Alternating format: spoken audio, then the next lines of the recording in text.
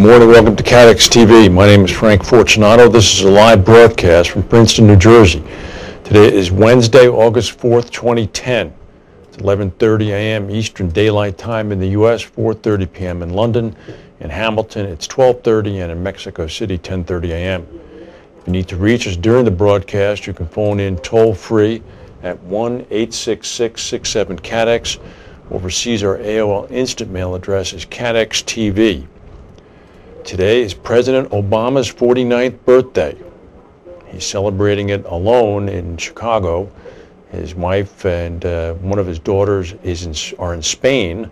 And the other daughter is in camp somewhere in Maine. In the United States, the big news, aside from what we will report on, is a shooting at a family-owned beer distributorship near Hartford, Connecticut yesterday, in which the shooter killed 8 people. 8 of his co-workers, and then turned the gun on himself, killing himself for a total of 9 dead. We'll now go to our main news. The big news, of course, is finally, on day 110, I think it is, in the Gulf of Mexico, BP announced that they, in fact, have plugged the blown-out well. The so-called static kill has worked. The government also said that about 3/4 of the oil from the spill already has disappeared. Declaring it a milestone, BP said that mud that was forced down to the well was holding back the flow of crude, and the well was in a static condition. This morning on American TV shows, Carol Browner, the White House energy advisor, said that about 75% of the oil has either been captured, burned off, evaporated, or broken down in the Gulf. In the Gulf, meanwhile, workers stopped pumping mud about 8 hours after their static kill procedure and continued to monitor the well to ensure it was stable. The pressure in the well dropped quickly in the first 90 minutes of the mud pumping effort, a sign that everything was going as planned. The static kill involved slowly pumping the mud from a ship on the surface down pipes running to the top of the ruptured well a mile below. The mud that's being forced into the well to permanently plug the leak is only half the story. To call the mission a success, BP has to seal off the well from 2 directions. So as a result, the relief well is in progress, shown here. This is an 18,000-foot relief well that BP has been drilling for the past 3 months. This is called a bottom kill. They're going to inject mud and cement into the bedrock 2.5 miles below the ocean floor to finish the job. I'll tell you, it's terrible that the oil spill occurred, but the technology involved in sealing it is really something. It's very impressive. Well, in case you needed a reminder about India before you start sending your offshore call centers there, keep this in mind. 70 policemen apparently have been killed today. 70 cops in the central Indian state of Chhattisgarh. This is following an ambush by suspected Maoist rebels. The ambush could be one of the worst ever, obviously. According to the Indian government, the police were ambushed in a forest by Maoists as they were returning to the police station. A fierce gun battle ensued. It was a very densely forested area. Communication was apparently difficult because of heavy rain. Police are concerned that the 70 police might be dead. They've not been able to establish contact with them. Well, in Iran, something very interesting happened today. Look at this picture. In the center of the picture, you see a vehicle.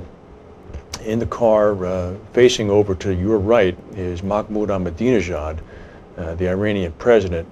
Notice the bodyguards around him, his version of the Secret Service, who are reacting with alacrity to something.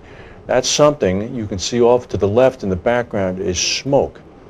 Many reports are indicating that a handmade grenade was thrown at the convoy and hit a bus carrying press, apparently injuring 1 person.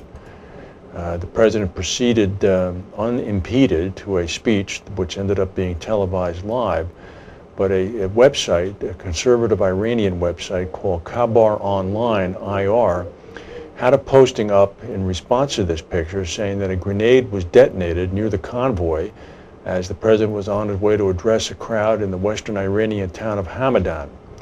The website later on took down the posting. However, many eyewitnesses are insisting that a bomb attempt was made.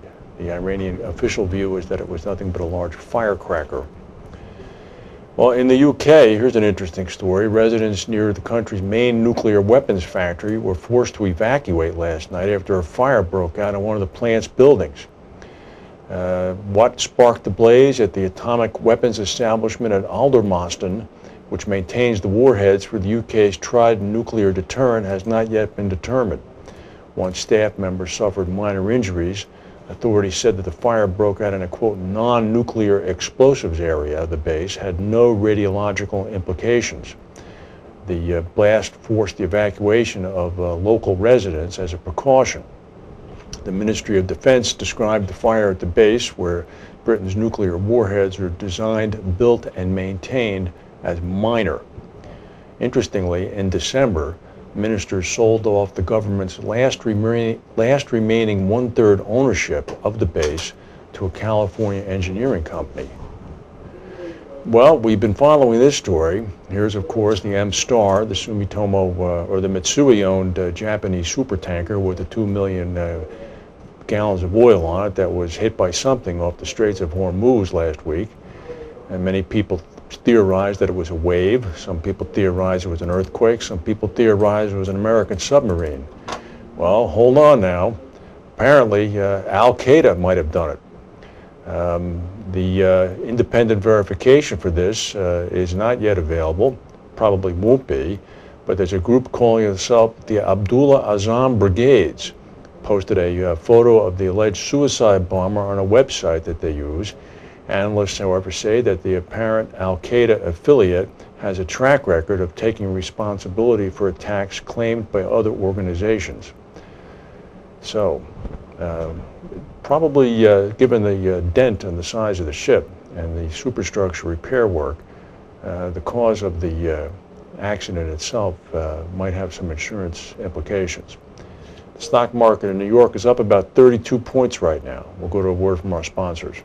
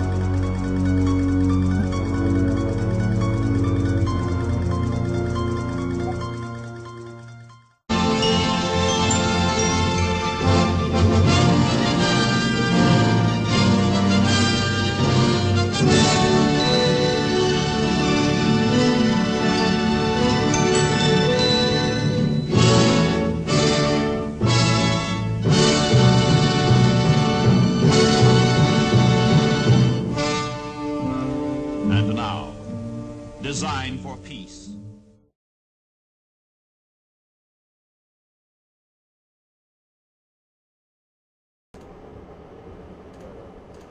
A number of reinsurers have come out with their quarterly earnings reports.